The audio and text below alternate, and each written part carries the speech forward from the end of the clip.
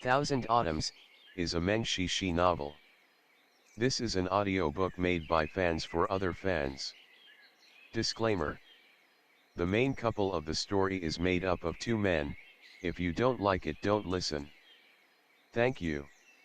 Remember, subscribe and click the bell to stay updated on all the new releases. Enjoy. Chapter 74.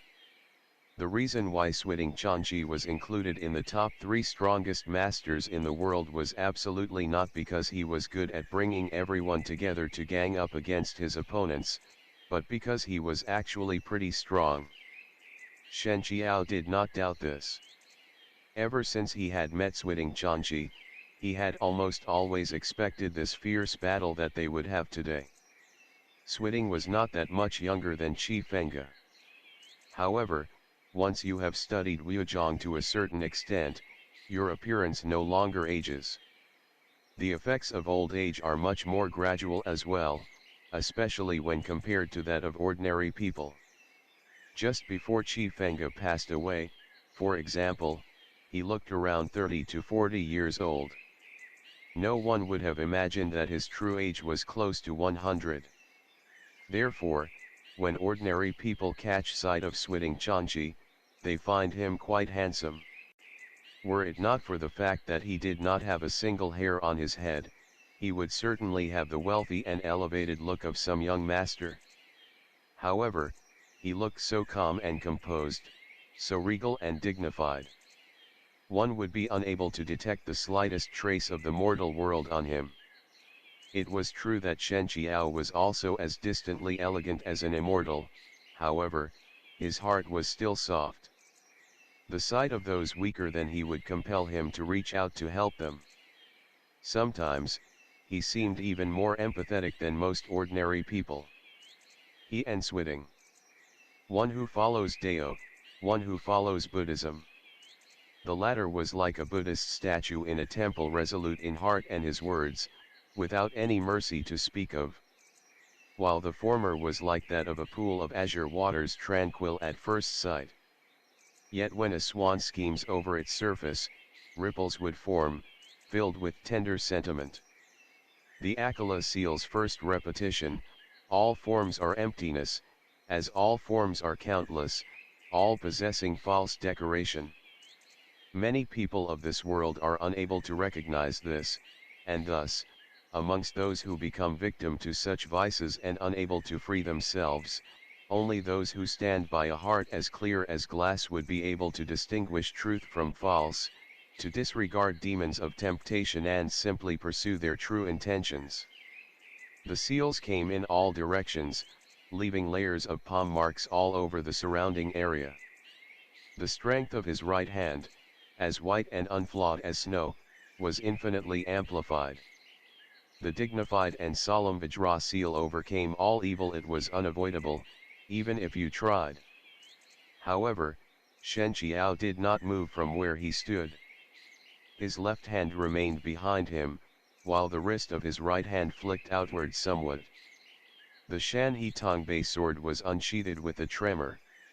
Like that of a song of weeping, an ode, a cry drawn out and distant, it split apart the countless seals, having been able to find truth amidst false with but a glance, and took direct aim at Ch74's right hand. Ch74 now changed his palm maneuver. The tips of his fingers resembled the leaves of a willow tree blown by the wind, so graceful and flexible that one would be unable to take their eyes from them. Compared to the previous maneuver, this took a more offensive position, as though preparing to release an overpowering force that would split even bamboo. At once, like that of a cold wind freezing over a great field of snow, and, in the next moment, suddenly turning itself over to the open skies and high clouds over a river in spring, geese and orioles, peach blossoms hanging over the water. So lithe and graceful it was that it escaped language. But Shen Qiao did not take advantage of this moment to attack him, but instead immediately began to retreat. However, Ch74 extended his palm and swept it over the area. The blue stone flooring began to crack inch by inch, while true qi filled the area. Even Ah Qing, who stood several chi away, felt as though a sharp blade was coming in the direction of his face, and experienced a sharp stab of pain. Shen Qiao used his Tianqiao Hongying and rushed forward several chi, his body so light it resembled floating dust. Suddenly, he leapt up, suspending himself upside down in midair. As he did this, his Jianshen was like that of a great white cloth, his Jiankai spilled down from above like that of water that flowed endlessly without a source, like that of millions of snow lions surging forward in waves and rushing forth accompanied by the fury of a thunderous hurricane. Its prestige, threatening, the edge of its blade relentless. This series of changes had actually taken place within the blink of an eye. Switting's attitude was like that of water unsurprised by great waves. But up until this point, his expression betrayed the slightest astonishment. Jiankai enveloped him from above like that of a tornado, entrapping him within. And at that moment, Switting seemed to have a number of choices. However, these choices did not include breaking free of this envelopment of Jiankai. As the Jiankai drew ever closer to him, he lifted up his left hand, so that his golden staff met the Jiankai, both of them releasing a great, booming sound. Its essence seemed to have stopped in mid-air. Neither of them advanced towards the other, instead, both forces, having been shaken apart, began to retreat several steps. It has yet been several months, yet Shendaozang's Wujiang has once more advanced another level. This is truly worthy of celebration. Switting Chanqi's expression was dignified and imposing. Finally, he no longer paid any attention to Lian Sheng and Lian Mi, but rather, focused completely upon Shen Qiao. But, in Shen Qiao's case, this wasn't exactly good news. Though he had certainly progressed, this did not mean that the others hadn't. If an already high-ranking teacher and master like that of Switting Chanqi wanted to advance their skills any further, it would naturally be very difficult. However, because they have practiced Wujiang, they will similarly achieve a sort of understanding of their frame of mind. If their frame of mind continues to remain proficient and flawless, it will externally manifest, with great certainty, in the increased and formidable strength of their Wujiang. Shen Qiao once wondered this. Back before he had sustained his injuries, he could have reached a draw in a match with those like Guang Lingsan and Duan Vinyang. However, against Switting Chanqi, he would certainly have to admit that he was somewhat inferior, not to mention his present state. Yes, he was certainly lent the help of the Zuyang Ce's great power. However, with regards to his foundation as a result of the reconstruction of his strength, it was made up of the strongest essences of the Confucianist, Buddhist, and Daoist schools combined into one. This foundation could be easily compared to the foundations of a house, being significantly more secure than that of many others. However, this did not mean that the building of the house itself would be any faster. Shen Qiao had already reached the Jiangxin stage of the Jiandao, only a step away from Jianshen. But his Niulai was hardly 7/10 of what it was before. There wasn't any way for him to exhibit Jiangxin's power in its entirety. On top of this, having to face off with a master like Switting was truly, completely unlucky. But Shen Qiao could not let him see these specific details. Otherwise, it would show that there was no one at present capable of stopping him. Shen Qiao lowered the point of his blade. He stood in the same place and said, unhurried, in the end, the Buddhist sects and Huanyu sect do not harbor any personal grudges against one another. De Shi, you have also already killed Yan Zongju once. Why must you pursue him again like this, so mercilessly? Even if Yan Wushi were no longer here, and even if Huanyu sect no longer existed, so long as Yuan Yang is emperor another day, there will be some other party that supports him. With De Shi's far-sighted wisdom, I am sure you wouldn't miss this understanding, would you? At that moment, despite finding himself 2 against 1, Yan Wushi somehow found the time to add, "Ah Qiao, those words of yours have really made progress under my care, haven't they? This bald ass here was so taken aback by your words that he's speechless. I'm sure he's so ashamed he's going to fly into a rage and torment you more intensely now. If this had been before, 10 Lian Shengs and 10 Lian Mis wouldn't have been fit to be Yan Wushi's opponents, let alone one of each. However, with the way things were now, this sort of circumstance was impossible. Switting had certainly anticipated this, which was why he had brought these 2 disciples along. Even if Lian Sheng and Lian Mi were unable to seize Yan Wushi within a short time, they would at least be able to stall him. Switting was able to see Shen Qiao's intentions.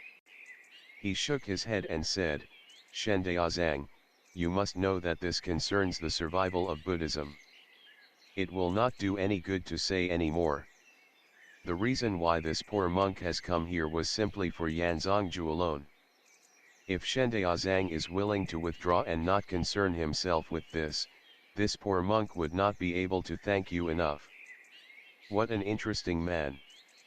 Though he almost completely had the upper hand, he still treated Shen Qiao with such courtesy.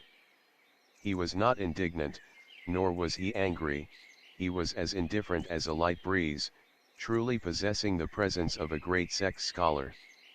Had their paths not run counter to one another, unlike this present moment the 2 of them with swords drawn and bows bent at one another, ready to go to war at any second, Shen Qiao would have wanted to sit and have a long talk with him.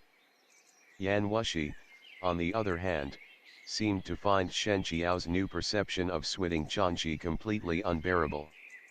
Nevertheless, he found an opportunity to break through Shen Qiao's realizations. "Ah Qiao, that question you asked was really just too stupid. Old bald ass knows very well that he just has to kill Yuan Yang and all his troubles would come to an end, yet here he is chasing me down relentlessly. Naturally it's because the Buddhist sects want to maintain their just and honorable image. They don't want to dirty their hands with the sin of killing a king.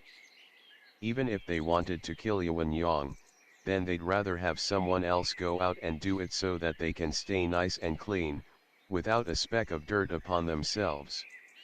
Old bald ass, just say it, am I right or am I wrong?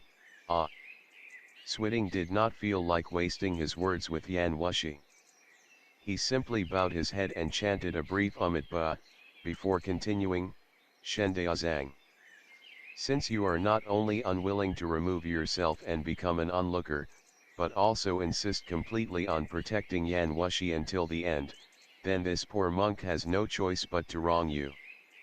Once he said this, he barely took a step before suddenly appearing right at Shen Qiao's side, accompanied by the sweet, unending ring of a small jade bell. The golden staff lightly tapped against Shen Qiao's chest. Switting's movements were very slow, slow enough that someone could see every single detail. But at the same time, it was so fast that one could not react in time. Shen Qiao came to the cruel realization that his own strength really was much too inferior. Even though he was able to make out the direction Switting was going to extend his hand, he still could not react in time. The moment that he was able to raise his sword, something in his chest had become numb before a sudden intense pain spread within him. Shen Qiao flew backwards, his body unable to put up any resistance. A sweet, raw taste rose up in his throat. He was at a loss for a moment before he suddenly spit out a large mouth of blood, and was thrown against a pillar in the veranda. But Shen Qiao could not remain there for even a moment. He used all the strength he had, and the blade of his sword suddenly glowed like that of moonlight touching water, billowing upwards with the lurching waves of a river. In a split second, it took on a jade-like radiance tens of thousands of times as beautiful as brocade, its light falling layer upon layer and surging directly towards Switting Changji. Even with Switting's cultivation, in a moment, not even he could make out the sword from its user. At that moment, both Lian Sheng and Lian Mi were working together in harmonious and solemn coordination, as if they were a match fated to be. Their intentions were mutually linked. Yan Wushi's Wujiang was completely unlike that of before, and the flaw in his demonic core had also yet to be fully mended.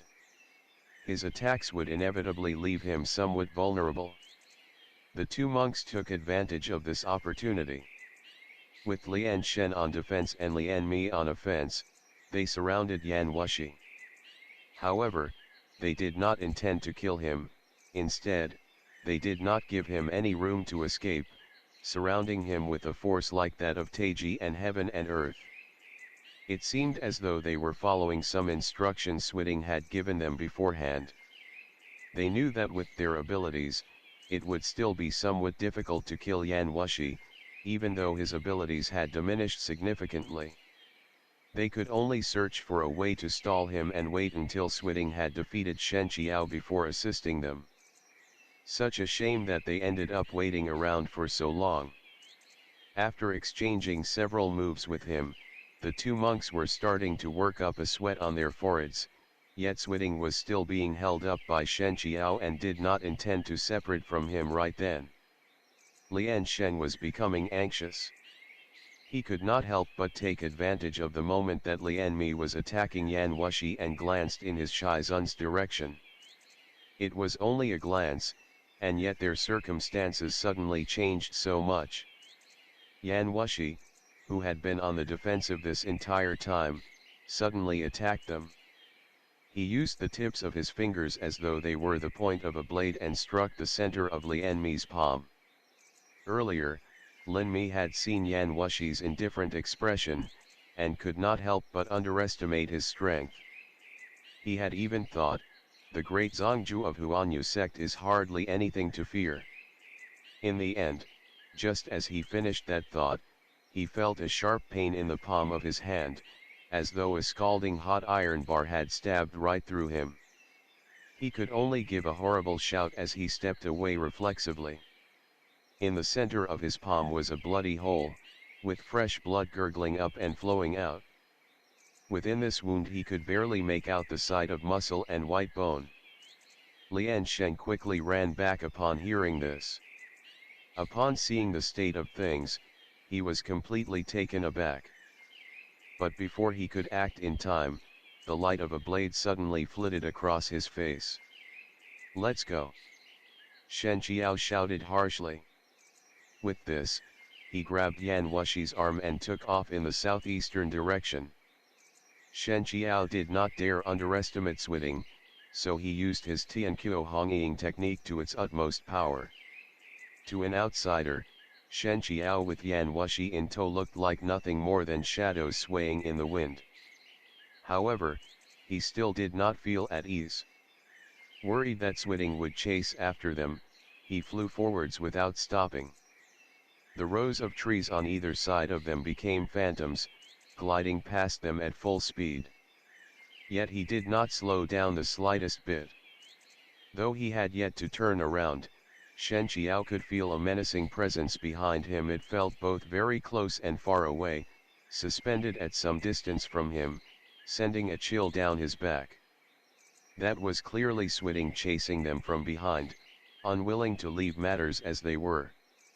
Even though Shen Qiao was a step faster than him, being able to shake off Switting's entanglement was not necessarily possible. Shen Qiao, with Yan Wushi in tow, exited the city, and made straight for Jianshan Mountains right by Weizhu. At the foot of the mountains was a dense forest, where they could easily hide. Yan Wushi, however, said, "Head up the mountain." Shen Qiao did not even think. He did not stop, and swept up the mountains. Right then, it was just the beginning of spring. The icy rivers were beginning to melt, and hundreds of flowers were in bloom. At the same time, birds were beginning to sing from within the mountain's springs. All of this was filled with such life. But it was because of this that the forest trees were interlocked with one another, that the mountain rocks were that much more rugged, the path up the mountain precariously steep.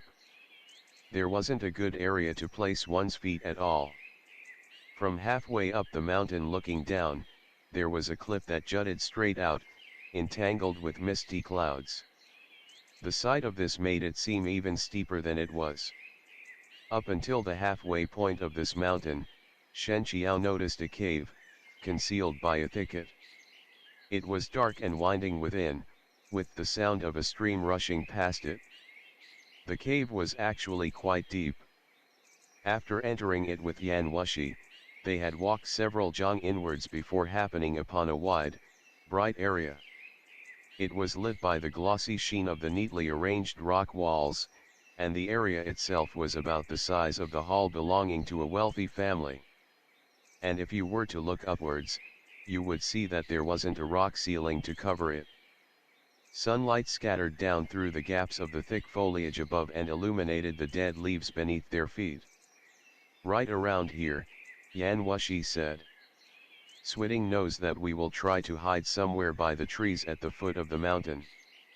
He certainly wouldn't be able to imagine that we were up here. Shen Qiao, who was so focused earlier, was finally able to relax his mind. However, what followed was not the joy of relief, but his bending over to vomit a mouthful of blood. This was from the internal wound he had sustained after having battled with Switting. Afterwards, when he had taken off with Yan Wushi, his chest had been filled with an unbearable pain from start to finish. However, he was afraid that just opening his mouth would cause blood to gush out, so he did not speak at all, up until this point. Not many people could withstand a strike from one of the top 3 masters in the world. Counting this with the fact that Shen Qiao's inner strength had not yet fully recovered, that he was able to have such a long match with him and even escape with Yan Wushi was completely a result of his relying on his not yet proficient level of Jiangxin. But this was nothing compared to the endless nature of Nielai and True Qi. As a result, even before they had begun their match, Shen Qiao had already decided not to fight Switting Chanchi to the bitter end, and instead decided to search for a good moment to retreat. Wanting to disappear from Switting Chanchi's line of sight was no easy task, especially when he had another burden to shoulder. And yet Shen Qiao had done it anyway. It was clear that, although neither of them had discussed the matter of retreating beforehand, Yan Wushi still had the very same thought himself. As a result, they did not need to speak to one another, and had reached a tacit agreement and common understanding. Just as he vomited a mouthful of blood, Shen Qiao's vision blurred, and he felt suddenly dizzy. He did not even have the strength left to stand. This was the result of having used up all of his strength and having sustained internal injuries. His sight faded to black, and his ears began to ring. He could only fall forwards. Yan Wushi automatically reached out to hold him, even laughing as he said, "Ah Qiao, I know that you like me, but you don't have to throw yourself into my arms like this, you know." His voice sounded as though it lacked zonky. It was clear that he had also sustained some injuries, but such injuries did not take away the wanton recklessness in Yan Zongju's words. As soon as he said this, Shen Qiao coughed up another mouthful of blood. With almost half of his body in the crook of Yan Wushi's arm, Shen Qiao's face turned stark white, as though he were gasping his last. "You didn't just cough up that bit because you got angry, did you?" Yan Wushi said, clicking his tongue. Naturally, it wasn't because Shen Qiao was angry that he had coughed up blood. But he did not have the energy to refute him. He could only say, weakly, "What will happen to Wu Bo and Ah Qing now that we've left?" "Switting isn't Sang Jing Xing," Yan Wushi said. "After all, he has to keep wearing that Buddhist face of his. He also knows that threatening those two won't be of any use to me. As such, he will not do anything useless." Shen Qiao nodded. Blood stained his lips. Against the stark pale white, it took on an even deeper hue of red. With his thumb, Yan Wushi wiped away the residual blood from Shen Qiao's lips. Shen Qiao's chest was filled with a strong, unbearable pain. It was difficult for him to even breathe. He had no way to focus his energy on anything around him. His senses had even grown sluggish. Even when the other man had pushed some sort of food into his mouth and gone so far as to prevent Shen Qiao from spitting it out, Shen Qiao had been caught off guard and unable to resist. His eyes widened, yet his body had reacted before him. It had taken whatever that food was and swallowed it completely. His throat suddenly became so dry that it hurt. He had nearly choked to death, before suddenly flying into a coughing fit. His internal injuries had been affected somewhat. Even his eyes had become moist. Kong Rong. End of the chapter. Stay tuned for more BL.